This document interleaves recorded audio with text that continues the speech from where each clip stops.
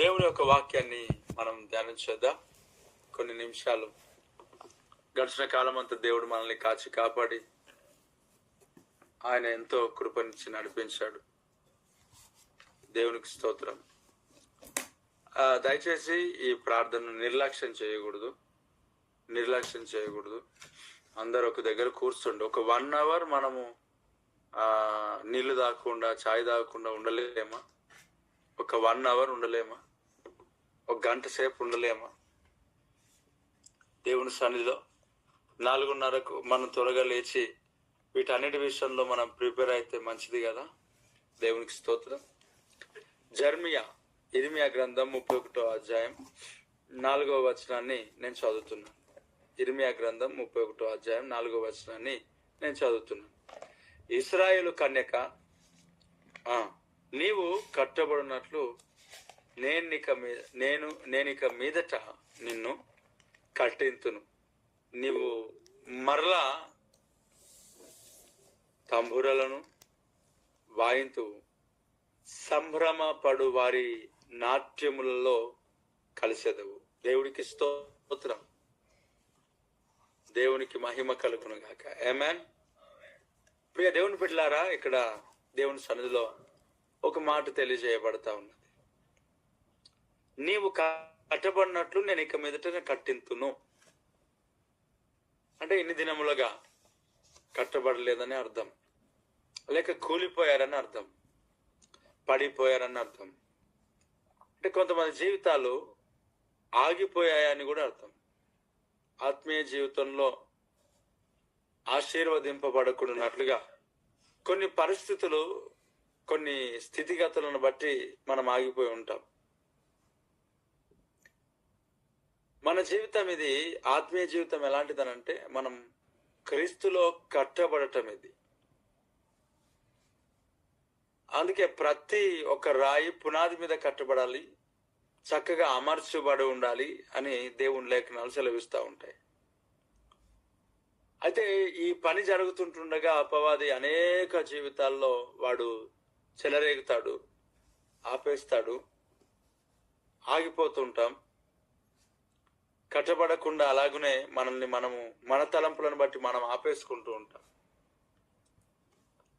దేవుడు మనల్ని కట్టడానికి ప్రయత్నం చేస్తుంటున్నప్పుడు కొన్ని సందర్భాల్లో ఆయన చేతిలో నుంచి మనం విడిపోవడానికి కూడా ఇష్టపడతాం. ఎందుకనంటే ఆ ప్రభు అయిన యేసుక్రీస్తు మనల్ని కట్టాలి అని అనుకుంటున్నప్పుడు, మన జీవితాన్ని కట్టాలి అని అనుకుంటున్నప్పుడు, మన జీవితం కట్టబడాలి అని అనుకుంటున్నప్పుడు ఖచ్చితంగా చెక్కబడాలి అనేది కూడా మనకు వినబడాలి. ఖచ్చితంగా చెక్కబడనేది కట్టబడరు. ఒక రూపంలోనికి రాకుండా మన జీవితాలు ఎలా కట్టబడతాయి? కట్టబడు. కాబట్టి కట్టడం ఇష్టమే, బిల్డింగ్ ఇష్టమే, అందంగా సిద్ధపరచబడిన బిల్డింగ్ ఇష్టమే. నాకు నేనుగా చెప్తాను, నాకు సిద్ధపడిన బిల్డింగ్ ఇష్టం, కానీ సిద్ధపడే బిల్డింగ్ ఇష్టం లేదు. నాకు అస్సలు నచ్చదు, అంత ఓపిక ఉండదు నాకు. అబ్బా, ఎన్ని రోజులు చూడాలి, సంవత్సరమా? అందుకే కట్టినీళ్ళు కొనడం మంచిదేమో అనిపిస్తుంది అప్పుడప్పుడు. కానీ మనకు నచ్చినట్లు ఉండదు, ప్రార్థన గది ఉండదు. చాలా మంది కుటుంబాలలో ప్రార్థన గదులు అనేటివి పెట్టుకోరు. అన్ని చెడులో మనం ఒకసారి ఆలోచన చేస్తే, దేవుణ్ణి ఎరగని వారు, నిజమైన దేవుణ్ణి పూజించిన వారు, వారికి దేవుడు గదులు ఉంటాయి. వాళ్ళు అనుకుంటున్న, వాళ్ళు పిలుచుకుంటున్న, వారి విశ్వాసములో ఎవరైతే కొలుసుకుంటున్న వారు ఉన్నారో, వాళ్ళను దేవుడు అని ఎవరైతే నమ్మి పూజిస్తున్నారో వాళ్ళ దేవుడు గదులని వారు పెట్టుకొని ఉంటారు. కొంతమంది కాదు, అందరి కుటుంబాలు. ఒకవేళ కట్టకపోయినా ఏదైనా ఒక స్థలాన్నైనా వారు కేటాయిస్తారు ఖచ్చితంగా. ఎందుకంటే వారికి తెలుసు, దేవుడు లేకుండా మా జీవితాల్లో ఏది లేదు అని. దేవుడు అని అంటే వారు అనేక రకాలుగా అనేక మంది విశ్వాసం కలిగి ఉన్నారు. నిజం కాని వాటిని అలాగున ముందుకు సాగేవారు చాలా మంది ఉన్నారు. సరే, వారి గురించి మనకు తర్వాత సంగతి. కానీ గృహాలలో ప్రార్థన గది అనేది ఖచ్చితంగా ఉండదు. ఇప్పుడు గవర్నమెంట్ కట్టిస్తున్న గదులలో కూడా నాకు తెలిసి ఉంటాయో లేవో తెలియదు. ఒకవేళ ఉండొచ్చు. ఉన్నా లేకపోయినా మనం కట్టుకోవచ్చు. అయితే నేనేమంటున్నానంటే, సిద్ధపరచబడుతున్న ఇల్లు నాకు నచ్చదు. ఎందుకు నచ్చదు అని అంటే, సంవత్సరం అంతా మన ఇంట్లోకి సిమెంటే. ఊరికి అక్కడికి వెళ్ళాలా, వాటర్ కొట్టాలా, చూడాలా, వాటర్ కొట్టకపోయినా వేరే వాళ్ళు కొట్టుతున్నప్పుడు చూడాలా, అదొక విసుగు పుట్టించేది. యేసుక్రీస్తు ప్రభు సంఘము 2000 సంవత్సరాలుగా కట్టబడుతుంటున్నప్పుడు ఆయన ఓపిక చూడండి ఒకసారి, ఎంత శ్రద్ధగా చూస్తున్నాడో. దేవునికి స్తోత్రం. ఎంత శ్రద్ధ వహిస్తున్నాడో మన పట్ల. నిజంగానే మనకు ఓపిక లేదు. కట్టబడిన ఇంట్లో అయితే నేను వెళ్ళి నివాసం చేయడానికి ఇష్టమే, కానీ కట్టబడుతున్నప్పుడు అలా చూస్తూ ఉండడం అని అంటే ఓపిక సరిపోదు కదా. కానీ 2000 సంవత్సరాల నుంచి ఆ ప్రభు సంఘాన్ని చూస్తున్నాడు. ఇప్పుడు అలా కడతా ఉన్నాడు, నిర్మిస్తా ఉన్నాడు. అక్కడ ఆ దేవాది దేవుడు మనల్ని కడుతుంటుంటే చెక్కబడాల్సిన అవసరం ఉంటుంటది. చెక్కబడుతున్నప్పుడు ఆయన చేతిలోంచి మనం పడిపోతుంటాం, జారిపోతుంటాం. ఇష్టపడం. కట్టడం ఓకే కానీ చెక్కబడమే నచ్చదు. ఆశీర్వాదం ఓకే కానీ ఆశీర్వాదమును సంపాదించుకోవడానికి ఏదైతే ప్రయత్నించాలో అది మనకు కుదరదు. ఒక పరుగు పందెంలో కావచ్చు, లేక ఒక ఆట పోటీలలో కావచ్చు, గేమ్స్ లో ఏదైనా సరే, ఒలింపిక్స్ లేకపోతే మరొకట వరల్డ్ కప్ ను కానీ లేకపోతే స్థానికంగా ఏదైనా కప్పు కానీ మెడల్ కానీ సంపాదించాలని అంటే ఆ రోజే అది వచ్చింది కాదు, దాని వెనకాల ఎంతో సాధనం ఖచ్చితంగా ఉంటుంది కదా. మనకు మెడల్ ఇష్టం, కప్ ఇష్టం, కానీ వెనకాల సాధనం ఇష్టం లేదు. ఇక్కడ దేవుని సన్నిధిలో అనేక సందర్భాల్లో ప్రభు మనల్ని కడుతుంటున్నప్పుడు మనం విడిపోయే అవకాశం ఉంది, విడిపోతాం కూడా. ఇక్కడ ఇశ్రాయేలు కన్యక అంటే దేవుడు వధువు సంఘముగా మనము బైబిల్లో మనం చూస్తే అనేక రెఫరెన్స్ ఇస్రాయేలు అని మనకి ఎప్పుడైతే వస్తుందో, ఇస్రాయేలు కన్యక అని కాకుండా ఇస్రాయేలు స్త్రీ అని మనం చెప్తాం. ఇస్రాయేలు స్త్రీతో పోలుస్తారు. కన్యక అని అంటున్నారు అంటే సంఘానికి అది అవసరం. సంఘమే అది. అంటే ఇప్పుడు సంఘంతో ప్రభు మాట్లాడుతున్నాడు అనగా నీతో నాతో ప్రభు మాట్లాడుతూ ఉన్నాడు. ఏమైంది? కూలిపోయినారు, పాడైపోయినారు, విచ్ఛిన్నం అయిపోయినారు, జీవితం అంతా పాడైపోయినారు. ప్రాతకాలంలో అనగా ఉదయకాల సమయంలో ప్రవక్తలు వచ్చి ప్రవచించి ప్రకటించినా కూడా వారు వారి జీవితాలను మార్చుకోలేదు. అందుకే వారు కూలిపోయిన వారి బ్రతుకులకు ఒక వాగ్దానము, ఒక ప్రవచనము, ఒక మాట రిలీజ్ అవుతా ఉన్నది. ఇక్కడ అన్నాడు, ఇన్ని రోజులు అలా కూలబడి నిర్జీవముగా ఎవరికి ఉపయోగకరముగా లేకుండా, దేనికి పనికి రాకుండా పనికి మాలిన స్థితిలో ఉన్న నీ జీవితాన్ని నీవు కట్టబడినట్లుగా నేనిక మీదట నిన్ను కట్టిస్తా. దేవుడికి మహిమ కలుగును గాక. నేనిక మీదట నిన్ను కట్టిస్తాను.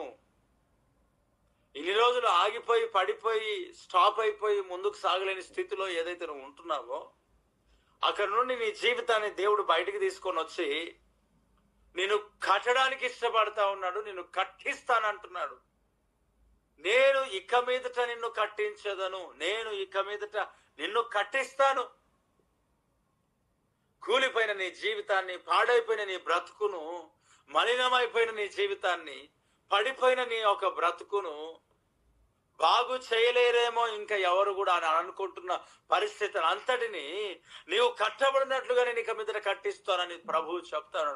ఆత్మీయ జీవితంలో పడిపోయినా, శరీర పరంగా నువ్వు పడిపోయినా, పాపంలో నువ్వు పడిపోయినా, లోకంలో నువ్వు పడిపోయినా, పాపం సంబంధించిన ఎక్కడైనా సరే నువ్వు పడిపోయిన స్థితిలో ఉంటే ఆ ప్రభు నిన్ను దర్శిస్తున్నాడు. ఈ ఉదయకాల సమయంలో నేను నీకు ఇక మీదట నేను కట్టిస్తా. Praise the lord. ఈ రోజులు నీ జీవితం కూలిపోయింది, ఆగిపోయింది, నువ్వు పడిపోయి ఉన్నావు, ఆత్మీయ జీవితంలో ముందుకు సాగలేని స్థితిలో నువ్వు ఉన్నావు. అయితే ఒక మాట ప్రభు అన్నాడు, నేను ఇక మీదట నిన్ను కట్టించదను. Praise the Lord. హల్లెలూయా. దేవునికి మహిమ కలుగును గాక. ప్రియ దేవుని బిడ్డలారా, చాలా మంది జీవితాల్లో వారు చేసిన దోషమును లేక పాపమును, వారు వేసిన తప్పుటడుగులను బట్టి అనేక సందర్భాల్లో కృంగిపోతూ ఉంటారు, కూలిపోయిన స్థితిలో బాధపడుతూ ఉంటారు.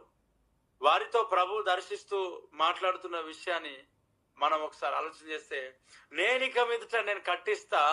నువ్వు ఎప్పుడైతే కట్టబడుతుంటావో, నువ్వు మరలా కట్టబడుతుంటావో అప్పుడు నువ్వు మరలా తంబురాలను వాయిస్తావు.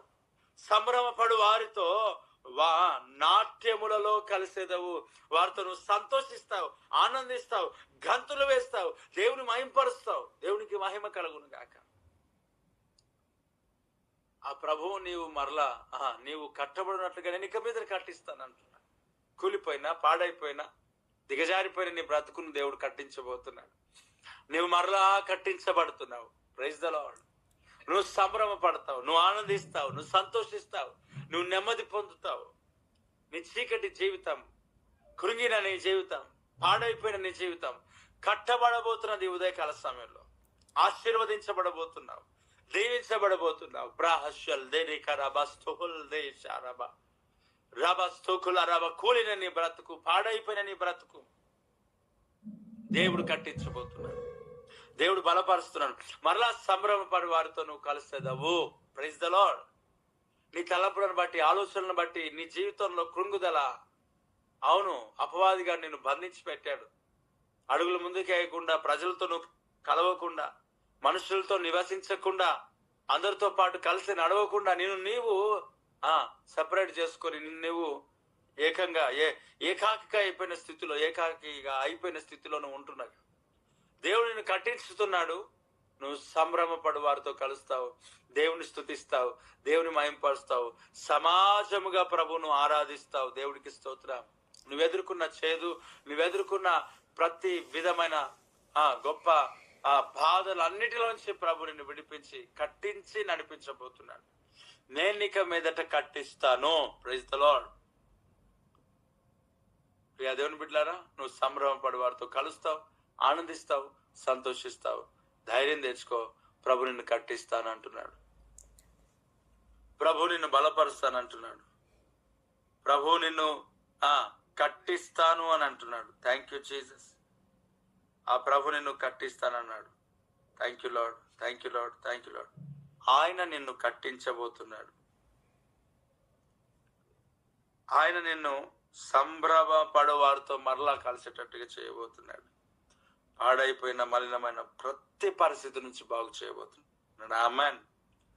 నీవు నా పక్షమై నన్ను దీవించగా, నీవు నా తోడువై నన్ను నడిపించగా, నీవు నా పక్షమై నన్ను దీవించగా, నీవు నా తోడువై నన్ను నడిపించగా, జీవింతును నీ కోసమే, ఆశ్రయమైన